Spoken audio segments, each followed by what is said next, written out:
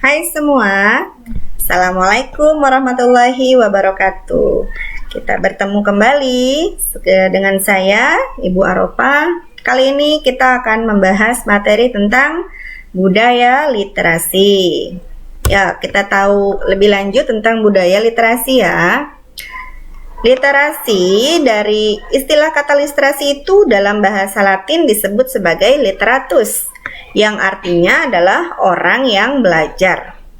Literasi merupakan suatu kegiatan menggunakan potensi untuk membudidayakan gerakan membaca dan juga menulis, serta dapat memecahkan masalah pada tingkat keahlian tertentu yang diperlukan dalam kehidupan kita sehari-hari. Awal mulanya lahir Permendikbud nomor 23 tahun 2015 tentang penumbuhan budi pekerti menjadi dasar, yang kemudian melahirkan program yang dinamakan dengan GLS atau Gerakan Literasi Sekolah. Dengan begitu, barangkali sinergi GLS dalam MPLS diharapkan selain dapat meminimalisir kegiatan yang tidak mendidik, menghilangkan budaya kekerasan di sekolah, sekaligus juga dapat menumbuh kembangkan minat baca siswa yang pada gilirannya diharapkan dapat turut mendorong peningkatan budaya literasi. Sinergi program GLS dalam MPLS tentu saja sangat positif dan ideal. Melalui kegiatan MPLS inilah program GLS dikenalkan dan terus didorong pengkondisiannya secara masif. Dalam tataran implementasinya, program GLS ini terbagi dalam 3 tahap, yakni tahap pembiasaan, pengembangan, dan pembelajaran. Pada tahap awal, biasanya berorientasi pada penumbuhan minat baca melalui kegiatan membaca 15 menit buku non-pelajaran. Kemudian, pada tahap pengembangan, para siswa didorong untuk meningkatkan kemampuan literasi melalui kegiatan pengayaan seperti mereview buku, membagi hasil bacaan, serta saling menanggapi dan menganalisa hasil bacaan tersebut. Kemudian pada tahap berikutnya, para siswa itu didorong untuk meningkatkan kemampuan literasinya dan dikaitkan dengan semua mata pelajaran. Pada tahap inilah siswa mencoba menggunakan buku pengayaan dan strategi membaca di semua mata pelajaran. Yuk, apa sih tujuan membaca 15 menit setiap hari? Bisa menjadikan seluruh warga sekolah menjadi sebagai pembelajar sepanjang hayat agar mampu mengembangkan potensi diri seutuhnya. Memberi pengalaman membaca yang menyenangkan kepada peserta didik. Nah, itu asik ya. Mengapa sih kita membaca 15 menit setiap hari? Nah, kegiatan membaca ini dalam waktu pendek, namun sering dan berkala terbukti lebih efektif daripada membaca lebih lama, namun jarang, misalnya 1 jam per minggu pada hari tertentu.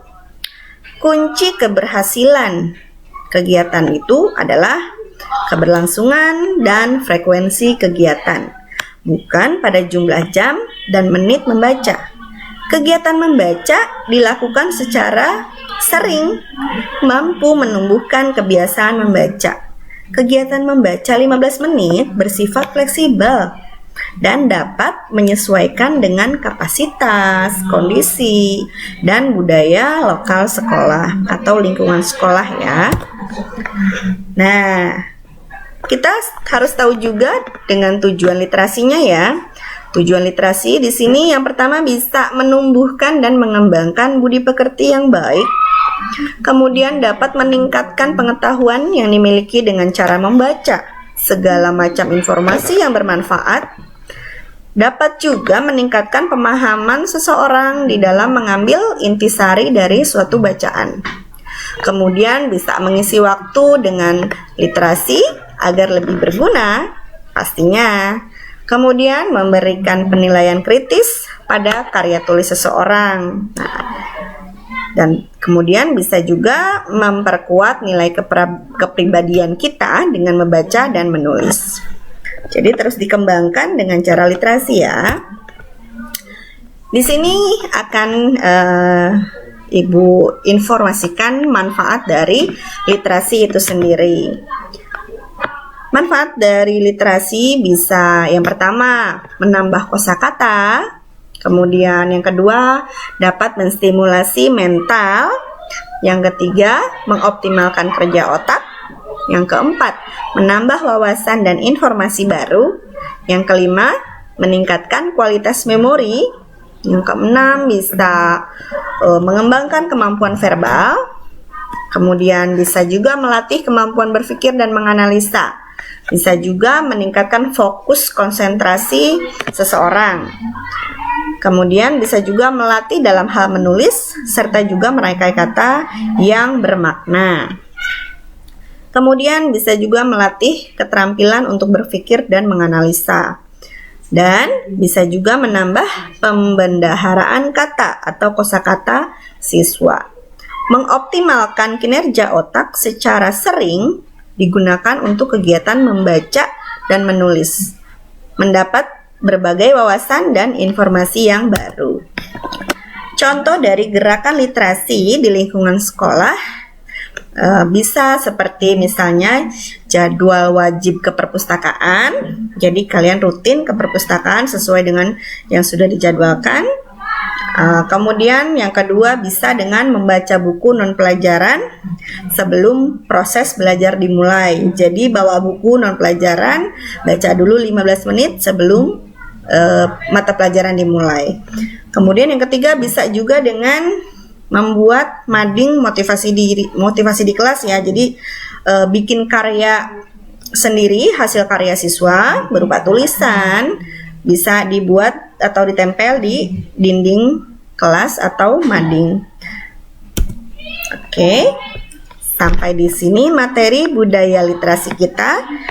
Sampai bertemu nanti. Terima kasih. Assalamualaikum warahmatullahi wabarakatuh.